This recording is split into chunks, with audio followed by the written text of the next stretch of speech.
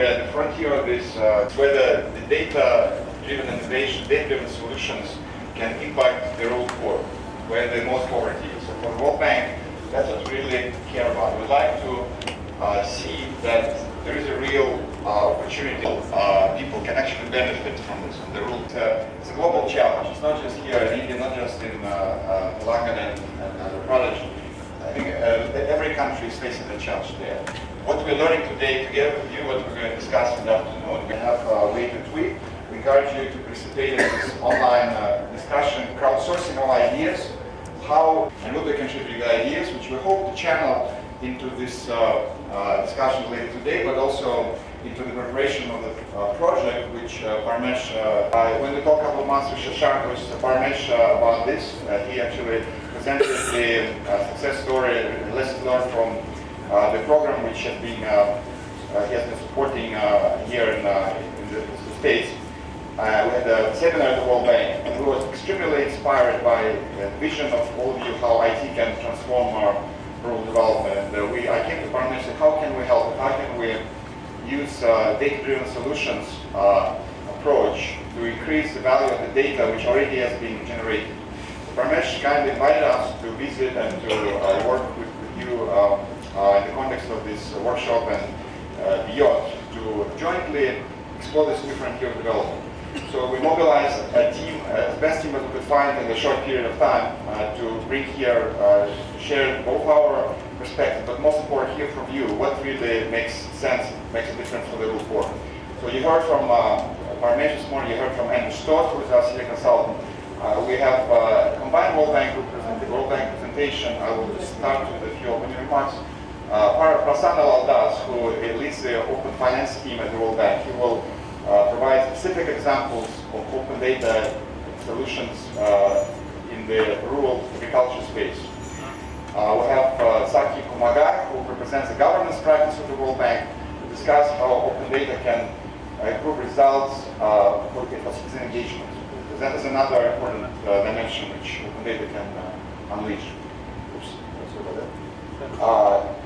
We have our very own representative of the Open Data ICT team here in Delhi, in India, Shashank Ocha. He will provide an update what we've been doing to support Government of India Open Data Initiative. So we'll take it about half an hour for this presentation. I must say that, I'm very honored to be here because this is where the governance revolution started in the developing world. 14 years ago, the World Bank had its first e-government conference in Washington. And the most exciting, inspiring speaker was Ms. Satya Narayana, who presented the success story of eSeva and other projects which were piloted back in 2000.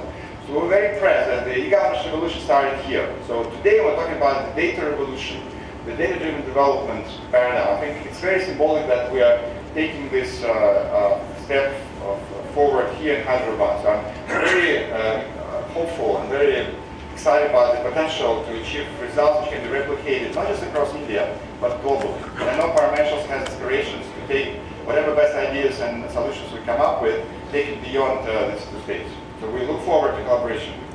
So I will briefly, and also I want to pass best regards from our practice leader who leads IT practice at the World Bank, Mr. Randeep Sudha.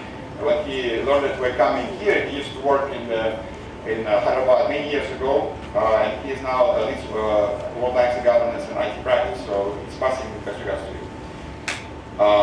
So we talked about open data, right? So it's very important to emphasize that yes, a lot of data which is available, but is it technically open? Are the application programmer interface available in open format? And that's a very important thing to remember. Not every public data and information available online today is open. It has to be legally open, right? So we always keep it in mind. So it's a global phenomenon. India is emerging as a leader in the space in the developing world, but it's 50 countries, more than 50 countries, more than 20 governments at state, city level, which embrace that revolution. So we're here to both share some of the best practices as well as lessons learned, and hear from you, which we can share with other countries. I'm personally very excited about the potential of open data. And it's not about open, and it's not about data. We've heard this many times, and I want to emphasize. It's about solutions which can be unleashed through more creative, innovative use of the data you already have, or which you will be generating in the near future, including the citizen data, the data which citizens provide through the feedback. That is also very valuable data. The government, the private sector data, right? The NGO data. So all this data-driven development, data innovation creates huge potential for transformation, especially in the rural space, which we have not even touched the surface of it. So this workshop is one of the first worldwide, maybe the very first one actually, which touches this new frontier of data-driven development. I'm not the only one excited. You saw we have the minister, honorable minister himself, who showed his enthusiasm about this. Many leaders are talking about the power of open data. Barack Obama sees the value of open data to create businesses, innovative startups, innovative businesses which can create a lot of jobs. So this is the angle which White House finds the most attractive. The UK Prime Minister, both of them have emphasized both transparency as well as economic value of open data. They created Open Data Institute, which specifically aims to incubate startups and businesses around government data. European Union, the Vice President of the European Union, Neelie Kroes, said that data is a new gold. So it's a gold mine to develop. The Economist showed an article about this, which we've been discussing. So where is that gold? Is there any gold here in Andhra Pradesh and Telangana states and in the rural space, in rural development?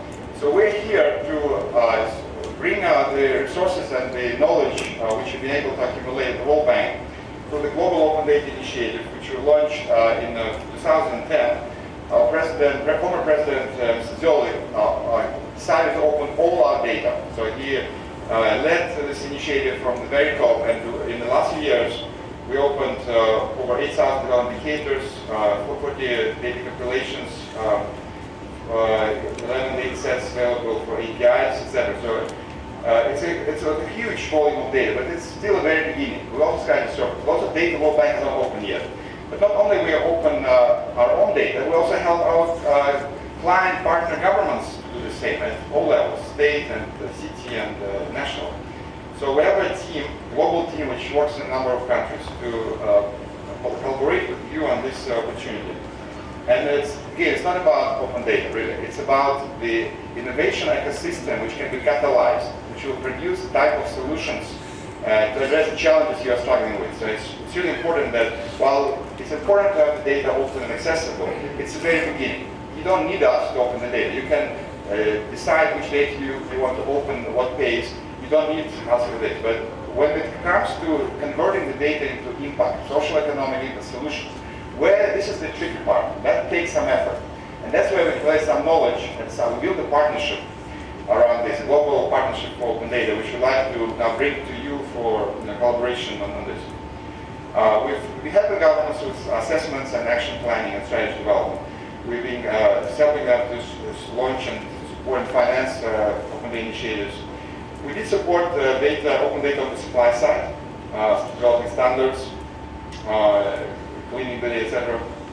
But more importantly, I think we've been trying to help on the demand side, engaging the key stakeholders, the private sector, the journalists, the NGOs, academia. So we organized a number of tech camps, hackathons, data clinics, innovation challenges, apps competitions, which allow us to build that ecosystem of stakeholders around the government data.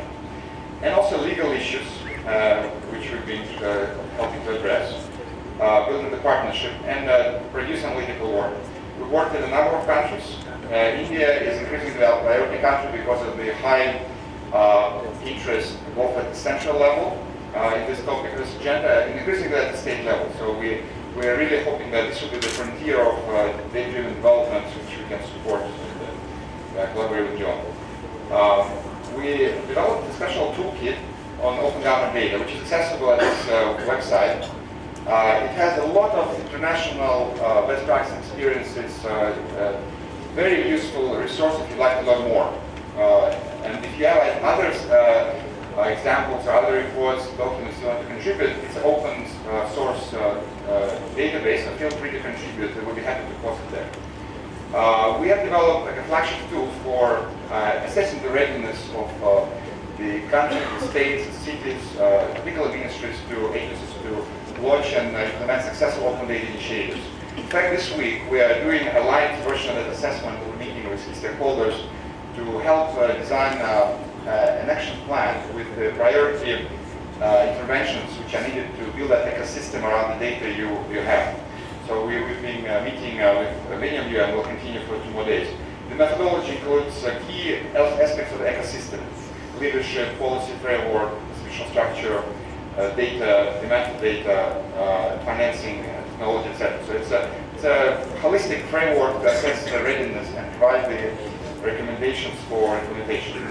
We produce a number of case studies on open data. We hope soon to produce one here on experience in rural development space in Telangana and Andhra Pradesh. We have to collaborate with you on sharing the story of your states. As I mentioned, we did develop a global partnership for open data. We signed up the best organizations, leaders in that space globally, from UK, from Canada, other countries, to make their resources available to developing countries. So they are providing support of assessments, training, policy development, etc. So we are very happy to be the facilitator of additional partnerships and resources for you. Now it's my great honor to pass the floor to my colleague from our finance team, Prasanna Aldas. Thanks a lot, Oleg. And before I start, congratulations, Sanjay. That was a phenomenal presentation. One of the best ones I've seen of open data in action within government. So congratulations. And this can only go places from here. As I start, just to hear from you a little bit as well, a couple of sort of very quick open data quiz, so to speak, right? How many in this room use Google at all? Just raise your hand if you've ever used Google. Good, excellent. How many of you have checked for local weather information on the internet? Good. How many of you use GPS to get from one place to another? Okay, I can keep going on, but all of this is open data in action. So all of you actually are users and consumers of open data. So it's not an abstract concept. And in fact, the thing about open data really is that we often don't know that you're using open data. The point about open data is not that somebody has put some information out there. The point about open data is that it's actually making a difference in people's lives on a daily basis. They're actually making decisions. They're actually arriving at sort of behavior changes and other outcomes through data, often unknown to you. And in fact, that's the way it should be. The person on the street does not need to know about open data. They don't need to learn about what open data is, how to use it, where it is available. What they need is somewhere to help them make decisions. So if you need to know how much an airline ticket costs, right? Is Air India more expensive than jet, for instance? Right? That's open data in action, right? Should I plant my crop today versus a week from now? That's open data in action. That's the sort of decisions open data can actually make. And that I just want to sort of make that essential point here, that it's the practical aspect of open data that is the most critical. Very often people make the mistake of assuming that open data is about putting information out there. That once you publish something out there, the job of open data is done. In fact, that's just the starting point. It's only when people actually truly start to use open data in daily lives that open data becomes meaningful. And that has to be the goal of any open data initiative. Right? It should be about results on the ground, not publishing information out there. That said, while data can actually make plenty of things happen, I also want to emphasize the point that data by itself is never sufficient. And open data by itself is only a small part of the data universe. In fact, every solution we talk about and we've talked about this morning is a combination of open data plus closed data sources. Right? So without open data, many things will not work. But very often you have to combine open data with other data sources to truly get the value of information that you have. It's only when you combine sources. So Sanjay was talking just a while ago about putting crime information out there, right? That by itself is very useful. But in the US, for instance, people have taken that crime data and put that on real estate websites. So if you're trying to buy a house, you can see if it's in a criminal area or not, if the police is efficient there or not. It actually helps you make that decision. So if you know, or for instance, traffic information, if you're driving, if you know that this area is more prone to accidents than others, then that's more useful. And that information is a combination of traffic data plus geographical data. Right? So it's often data in combination that makes sense, and also makes sense when actually helping me make a decision. Should I buy a house or not in that neighborhood? Is that school good or not when I buy a house? Can I combine this data and make those decisions? In this conversation today, I will focus on agriculture. Our real focus in this program is rural development, agriculture an essential part of it.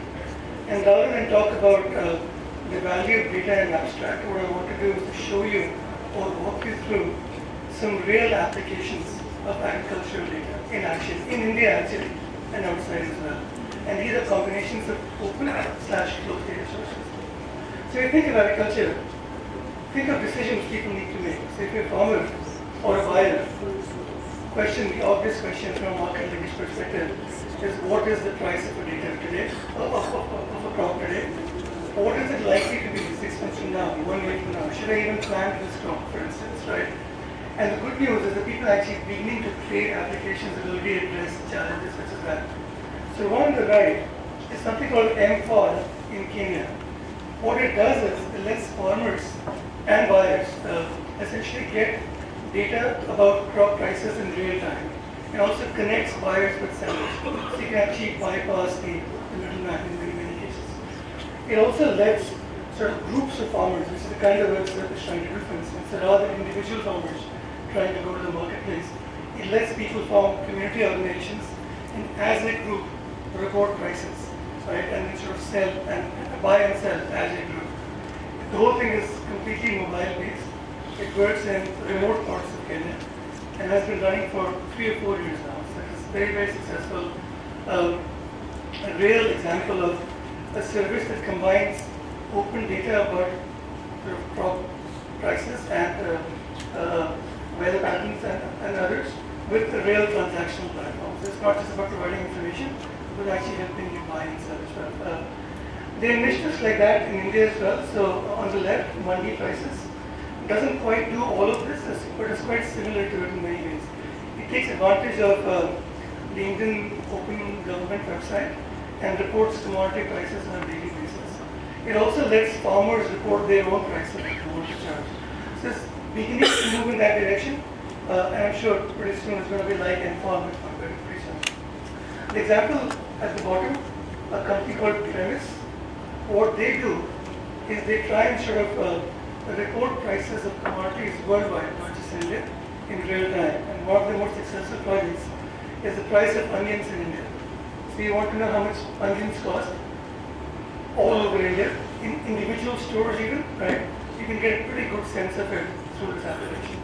So at this point, you want to know sort of what the neighborhood grocery store is selling onions at. Premise is actually quite a good source for it. And what they do is they combine again multiple data sources, but a big part of the sources is people themselves. So they have a network of individuals who report prices on a regular basis. And this is not the kind of data that you get 3 months later. So they get typical price indexes. They're typically a month old. In this case, the price is typically 10 minutes old. Right? So it's close to Milton as you can get. So lots of information out there, but the real value is actually telling you, is helping make a decision. What is the price? Should I buy it today? Should I buy it tomorrow? Should I grow it now? Should I plant the seed now versus a year from now? What will the forecast price be a year from now? Should I grow coffee or should I grow some other profits? Right. So that's you make those decisions. Other examples, farmers care about how can I increase my yield? Right? How can I make agriculture investment more profitable? And again, lots of examples of people actually doing that already in the field through open data services. The example at top left is from Macedonia, in which people have farmers use sensors in fields combined with historical price and weather data to essentially, and they get SMS messages. So the message tells them when they should plant the crop. And this is very personalized. It's not a general message about sort of a certain district, where sort of messages go to specific farmers saying that today conditions are right in your farm to plant, right? And this is the amount of pesticide to spread. And in 2 years, they've cut down pesticide use by 30% and actually increased yield per acre as well, right? So again, an information service does not exist without open data being in place.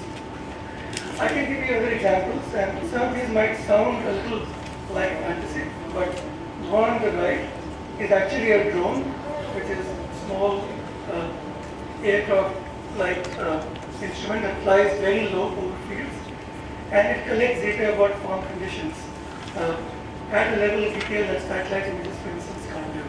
And it's very, very cheap to do. If you fly a real airplane over a field, it's quite expensive.